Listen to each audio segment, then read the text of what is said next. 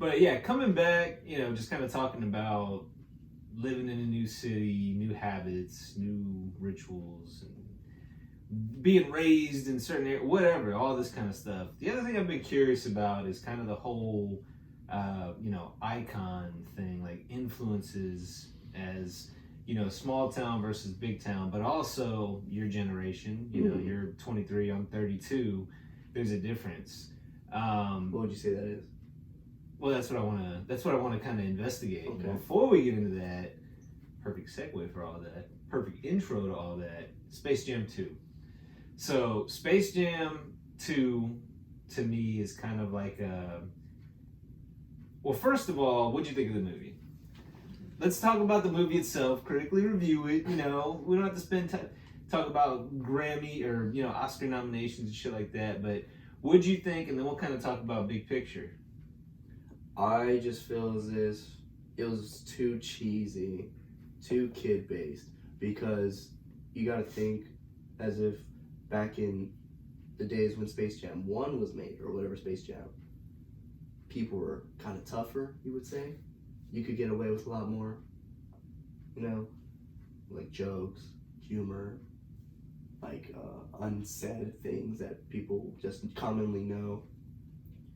So you're trying to just appeal to an audience, and then on top of that, animation. It's like CGI. What makes Looney Tunes is its animation. It's its cartoon characteristics. Right. But when you strip that away, and you just use your computer generated image, it takes away the value, I feel. Yeah, maybe like the origin, right? Like where it came from. Maybe, and that just deals with our age group, I guess you could say, or even our interests. Yeah, so I thought it was, initially going in, as it was kind of going, I'm looking at it like, this is kind of lame, dude. I gave it a chance, I let it go, and at the end, I landed on, okay, I thought it was fine. Like that's kind of that would be my analysis. As middling as that is, it was fine. Yeah, it was fine. It was not memorable. Like it's not something that I'm gonna be telling Little Man about. Not right now. Thank you though. It's not gonna be something I'm telling Little Man about. It's I would hope not. Yeah, definitely not. A couple of things that I did like and that I did kind of respect. One, I liked that LeBron, his digs were cheesy. We've talked about LeBron in the pod. I respect him. We'll talk about LeBron big picture. I respect him. I love him as a player, as a person. I think he's a good humanitarian. I think that there's definitely, he's interested in himself. So, people that want to get on him about the whole China thing and getting political, like, I understand if you want to criticize him for that. But he's corny. Like, as a player, fascinating. If I was to meet him, I'm sure I'd get kind of starstruck. Not even because I'm a huge fan, because I'm kind of like, I like LeBron, but I'm not like, oh, I fucking love LeBron. I wouldn't get I feel like I might maybe get starstruck just because of his prowess. Like, dude, you're like modern day Elvis, but I like that they kind of had people take digs at him during the movie. Like, he wasn't so big that he couldn't be made fun of, but they were talking about, he left for this team and this team and this team. The jokes were corny. So like the Anthony Davis thing with the brow, that was bad. I'm sure like Kevin Hart, just an easy joke. And like you said, it's made for kids, but it didn't really feel like they geared it towards kids necessarily. It was a family movie for sure, and I'm biting Chance's take on this. It was a huge Warner Brothers plug, and pretty much like an HBO Max commercial, because you think about it, they had all of DC in there, right, with Batman and Superman. They even forced Harry Potter in there a couple times, and all these different things. And I did kind of like the angle where LeBron's like, hey, we need to recruit somebody like Superman to play, or King Kong. And they had all these like funny reasons, or bugs screwed things up, whatever the case was. But it wasn't very memorable. And what my biggest knock on it, the thing that I hated, was the whole like he's playing against his son thing.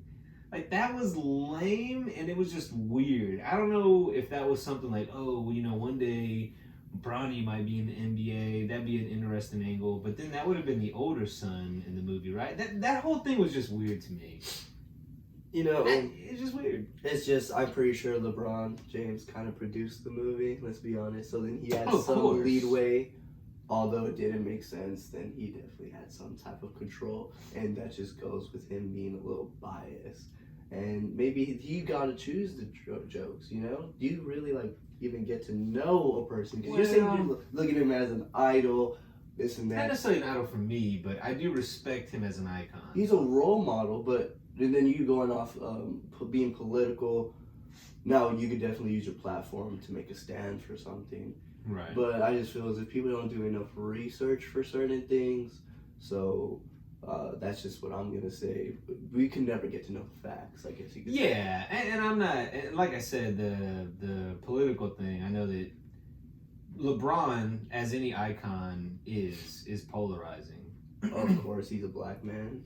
Well, who's that successful, too. yeah. That too. I mean, that's a huge thing. Racism's a thing. It sucks that we don't have Chance and Gary to riff on this right now because I'm sure they can get into that for sure. But I mean, that's something about it too. You still kind of have this, you know, it's one of those things. You know, the country. I'm not saying anything that we don't already know. We saw everything that happened last year. You know, I feel like things. Fortunately, some of the important conversations are still being had, but obviously a lot of the negative and a lot of the hate is still out there.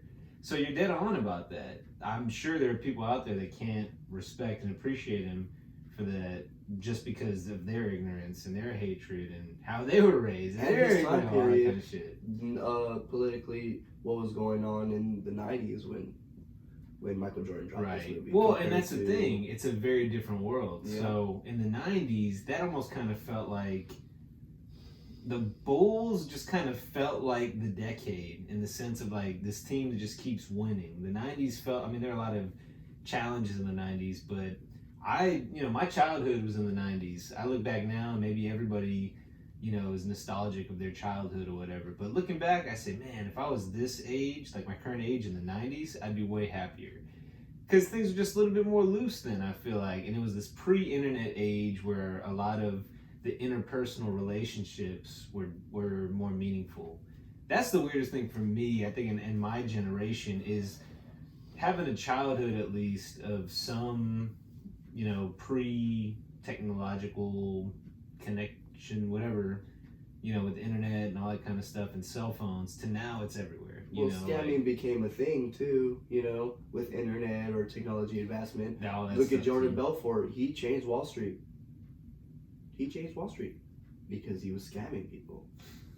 And when you have an internet, just like you can hide behind a camera, any system, I think, right? Something. Yeah, any system. It's just it goes back to the identity thing. Now it's a lot easier to do those things, maybe a little bit more prevalent, because you can do all this essentially snooping around somebody's territory, stealing shit, or vandalizing their shit virtually. It's not like you going into somebody's house and fucking their stuff up. As you used to be in the 90s. And I mean, imagine, well, that would imply that was common then. It definitely didn't happen. Put it this way, if it happens, it's not happening under your nose unless you're out of town. Now, I mean, digital makes it happen, it could be happening right now. Knock on wood, hoping it's not.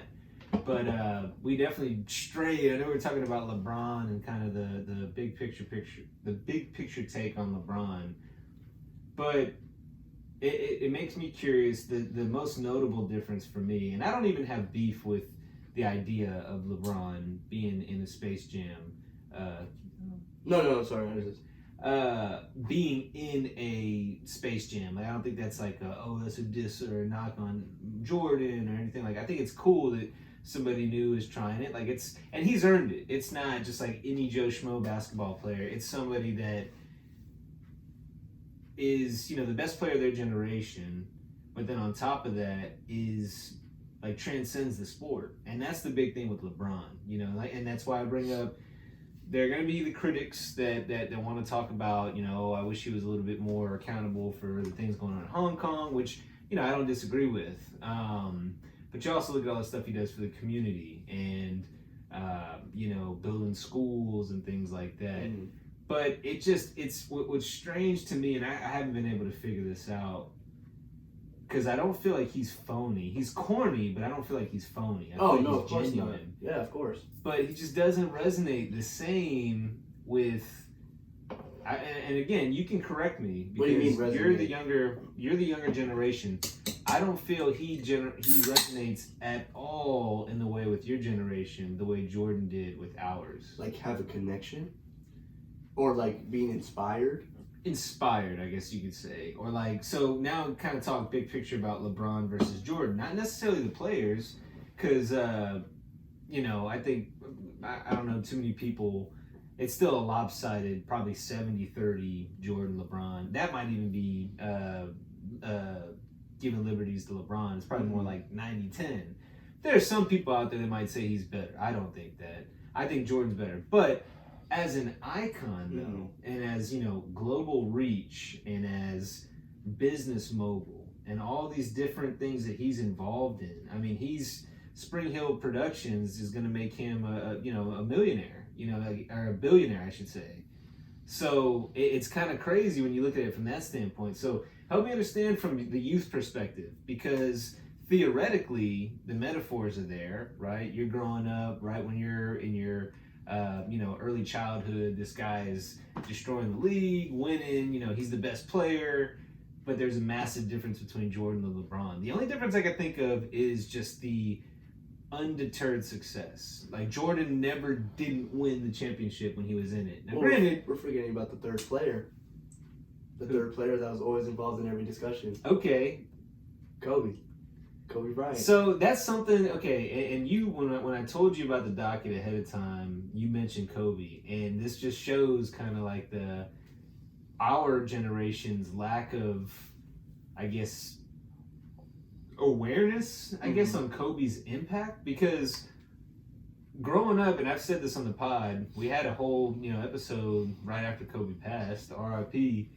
I was never a fan when he played. He was the villain. I'm a Rockets fan. He would always beat the Rockets.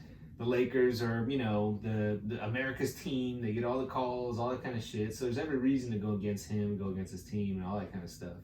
And I just despised him, as a player. Like, sports hate. Not like I hated him, like, fuck that guy. But when he's playing, fuck that guy. The second I found out he died, I was devastated. I was sad. I teared up. I cried a little bit. And it was just kind of like a wow. Smack in the face. And I think it's sad, of course, that it took that moment for me to kind of put him into perspective and say, like, damn, like, now I can respect his style. He's driven like Brady, just wants to win. He doesn't give a shit how, as long as he finds a way to win. That's what he wants. He was inspired by Jordan. He might have been an asshole, that's kind of the Jordan thing. But I didn't realize, I mean, of course, Kobe's, top 20, top 10, top 30, wherever you want to have him on one of your all-time lists.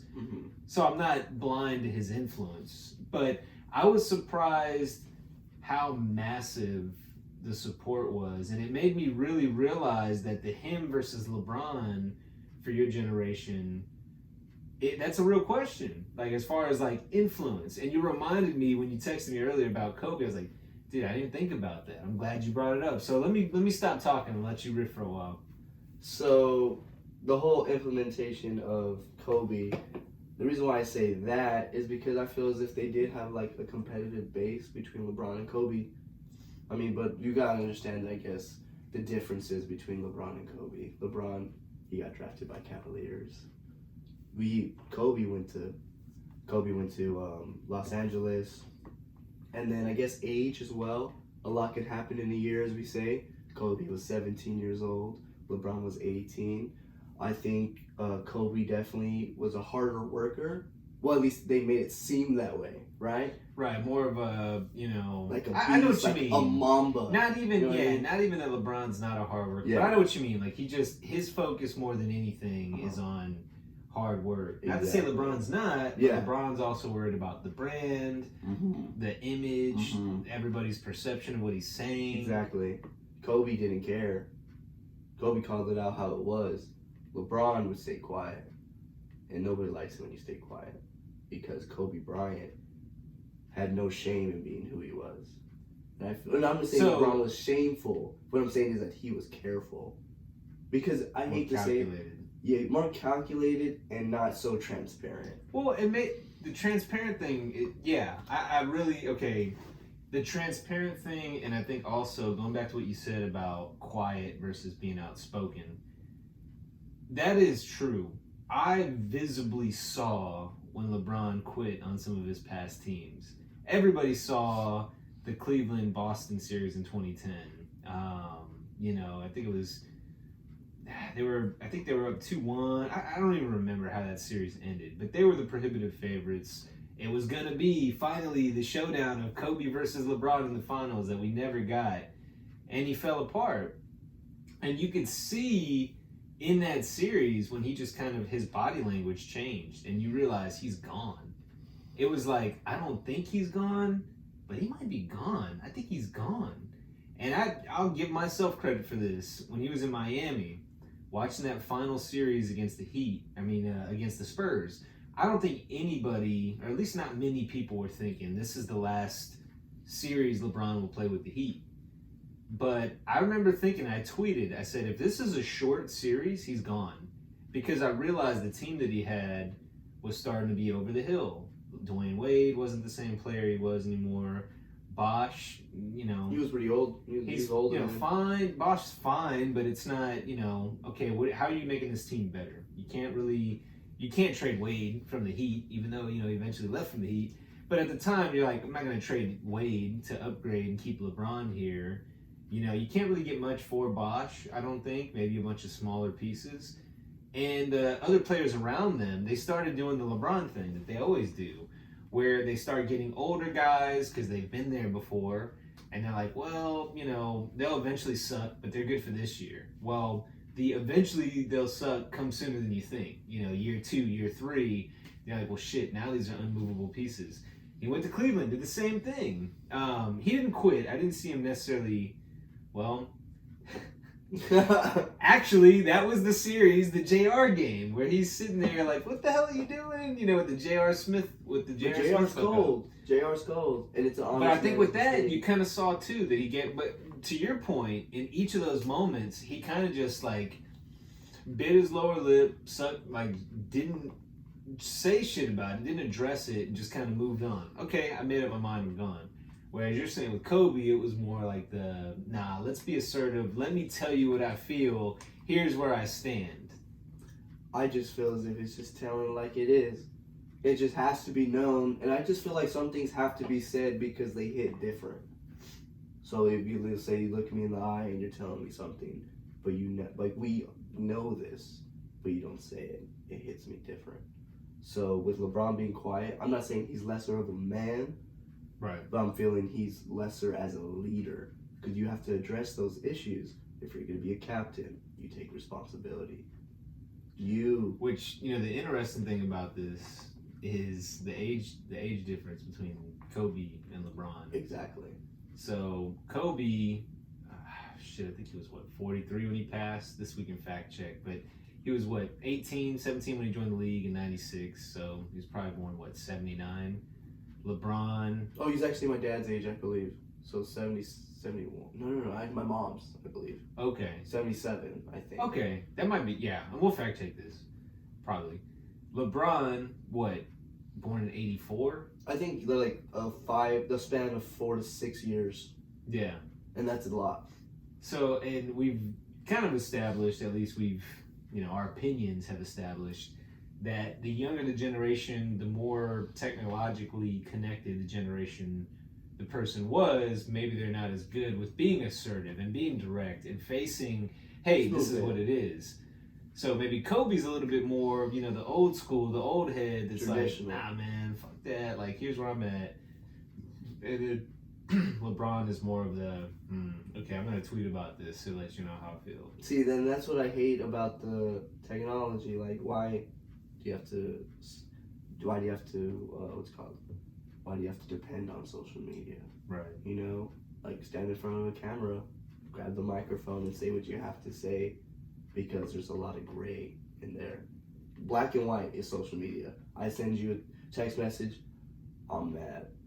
I could be angry, I could be sad mad, you know what I mean? Right. There's too much, it depends on the perception. Tone. Yeah, there's no body language. Exactly, so I feel as if LeBron should definitely be, LeBron should be able to stand in front of the camera and say what he has to say. Like the whole thing between him and Kyrie Irving. You know? Right. And Kyrie Irving's, did Kyrie Irving Kyrie was before kind of or after LeBron? Because Kyrie didn't want to deal with the whole LeBron, media circus and circle and all that. Or even being lower than LeBron. He wanted to be something. Right. And I mean, LeBron said, hey, I'll give you the keys to the car. I want to groom you to be the replacement, but I guess he just wears on people in a different way. Because Kobe, it didn't seem like he wore on people, even though you would think with his personality, asshole, in your face, call you out if you make a mistake. But kind of like Jordan, I think people respected that because they knew, okay, you're here to win. I think with LeBron, maybe people think more about it's about his image, Yeah. And he's not gonna call you out on something. He's gonna be more of like, hey, our clique is gonna alienate you, and then our team's gonna trade you, and that's kind of how we're gonna handle the breakup, right? And that's not keeping it business. And I might be leading here with the question, but I'm just guessing, like based on what you're saying, that's kind of like the makeup of that. And that's surprising to me because I would have thought, okay, Space Jam 2, the icon. I guess when you think of it this way, maybe LeBron's approach to building a brand was more intentional and more concerted than somebody like Kobe, which maybe you're saying was a little bit more organic, a little bit more true to just being gritty, just naturally happened, but versus planned. I know what you mean. Like an integrated I'm guessing. approach. I mean, maybe that's the bigger difference, right? So, you tell me. I mean, is there anything I'm missing? What else? I mean, I don't know. Have you ever watched the Kobe Bryant documentary? I don't think I have actually. No. It's just maybe I just familiarize myself with him, and that just goes off of like people familiarizing themselves with just movies, and how we were going back to talking about how people find out who they are through identity. Yeah. Well, we find out who we are through exposure. Yeah. So I associated myself maybe with more Kobe Bryant because my dad was a Lakers fan.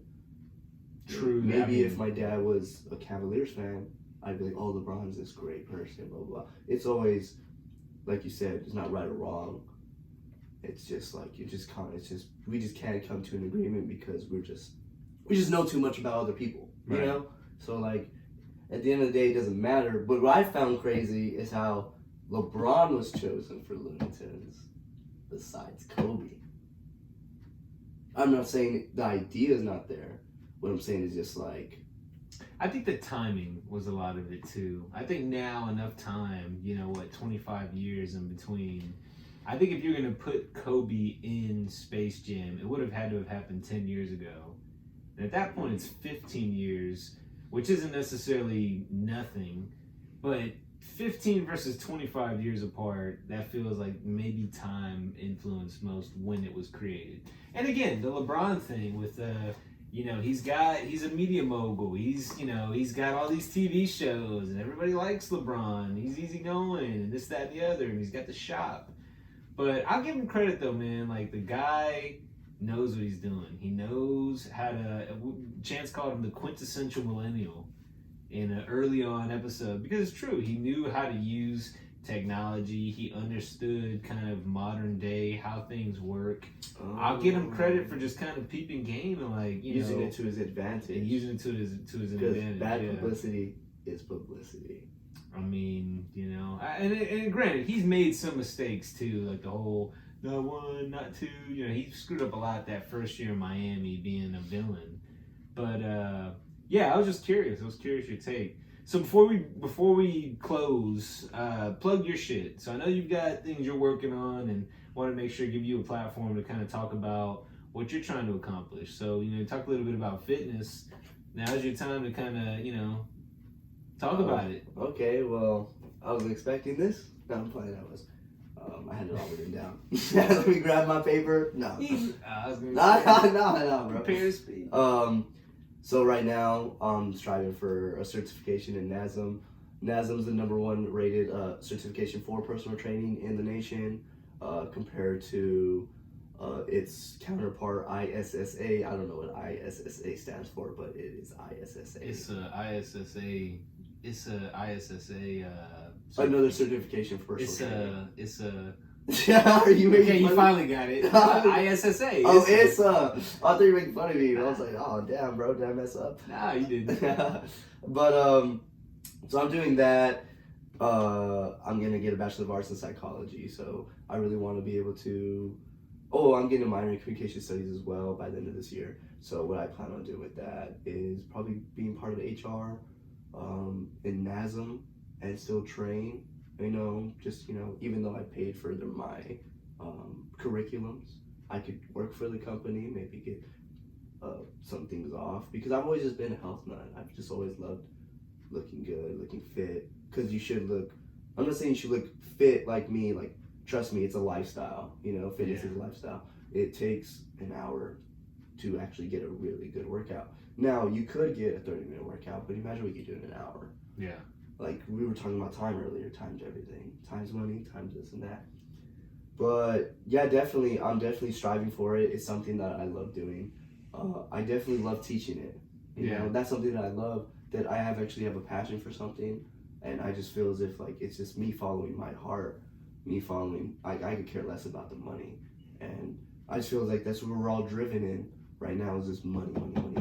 Yeah. When it's true, it's because money has a lot of money has intrinsic value for absolutely no reason. Like, it has value because we give it value, and that's not going to be how I live my life. And that's why I chose this cert. But if I could go back in time, I wouldn't strive for a Bachelor of Arts in Psychology. I would definitely go for anatomy, definitely. Kinesiology, I get a Bachelor of Arts. Oh, a Bachelor of Science in Kinesiology. I get to know more about the body. If I took my studies like strong, like if I was really like hard earned, but then again, you're 18, you're a kid. You want to have fun, bro. You don't know shit, right? It's not you still fun. don't know shit. It's to not be real. fun. Exactly. It's not fun. Like, who wants to sit So in a where can room people and find you though? Like, if they want to find, hey Joe, I need workout tips. I don't know what the fuck I'm doing. Where can they find you? So Mad Joe Fitness. What MAD stands for is motivated, accountable, and disciplined. So I break down the elements of your workout or your meal plan into those 3 components that I gave you. So through a consultation, I will let you know. Basically, I'm not planning for you to have a strict schedule. That's what people struggle with. I want you to plan for imperfections, and I want you to be able to implement what I have into your schedule, and just notice how easy it is and how much cheaper it is. It's actually cheaper to eat healthier. I'm not sure if you knew that. You cooked last time some bomb ass food, by the way. Shout out. Yeah. Nah, I mean, it's important, man. I had a period of time, mostly just college, where I was huge. You remember? I'm sure you remember. Yeah, I remember. And it was like you said, like a lifestyle. My lifestyle, my habits, right, in college were hang out, play video games, eat, snack, bullshit, whatever. And I'm living on my own, grocery shopping for myself. And I'm not stupid, but I'm like, well, shit, I'll buy some ice cream. Why not? You're not aware either. So you're just kind of picking up, doing whatever. But the change started first for me with diet. I shed 10 pounds just by eating better, and then I hit the gym, and that's how I think from where I was then, my heaviest was 215. And then now I'm about 165. So it's a 50-pound difference. But like you said, it's a lifestyle. You have to make sacrifices to make it happen. But I wouldn't have had it any other way. It's been 8 years now since I've been in really good shape. Mm-hmm. I'm happier. I noticed a change in my demeanor, a change in my energy, self-efficacy. A change, efficacy. Self-efficacy. I noticed change, of course, in your confidence level, which it's just all these different things have a ripple effect. I wouldn't have it any other way. So it takes 30 to an hour of your day, 30 to an hour of you swiping through Instagram and getting to know what everyone else is doing. And I want to put this in here. Kill It's FOMO actually- by working out. Exactly. It's actually not 80% diet, 20% working out. It's actually 60% diet, 40% working out. Not enough people go work out, dude. Not enough people go outside. Corona really messed this up. And that's another reason why I want to become a personal trainer, because I want to drag people to come outside and get that vitamin D3, because it does promote endorphins. And if you don't take enough, you literally, if you stood in Miami during July, triple digit weather, for 15 minutes, only 15 minutes during the summer, you get enough vitamin D3. Fun fact. All right. During the wintertime, if you're in Boston, Massachusetts, stand outside for 3 hours, you got enough vitamin D3. You know what you could be doing outside for 3 hours? If you want to go drinking, go drinking. No, I'm playing. See, but I'm not promoting health. Like, you do whatever the hell you want with your life. Right. I'm not the one who talks to myself in the mirror. I'm not the one who's like, oh, I don't like myself. I don't put myself down. I go to the gym. I do the hard work. I do what I have to do to satisfy my needs. I don't work out to look good for others. I work out to look good for myself. Right. Now, I'm not telling you that people who are big are ugly, but they're not healthy. And I don't care what anyone says. I'm sorry. It's just facts. I'm sorry. Right. It is what it is. But now, what's healthy is being happy and being satisfied with yourself. Now, that's what I want to promote. That's what I want my entire image to be. Is that I don't have to give you an 8-week plan. Shoot, throw me $20 for 1 hour. I'll give you a workout. See you next month. What the hell? Do whatever you want with your life. You could die tomorrow. I don't want you dying tomorrow dreading like, oh, I can't eat these Oreo cookies. Eat those damn Oreo cookies. I'm not going to tell anybody how to live their life, but I'm going to tell you, if you do have a problem looking in the mirror, then do something about it, and I'm your source. There's nothing wrong with the mirror for you. That's all in your head. We're our biggest enemy. What's wrong in my head is different from what's wrong in your head. My clothes in my closet are different from your clothes in your closet.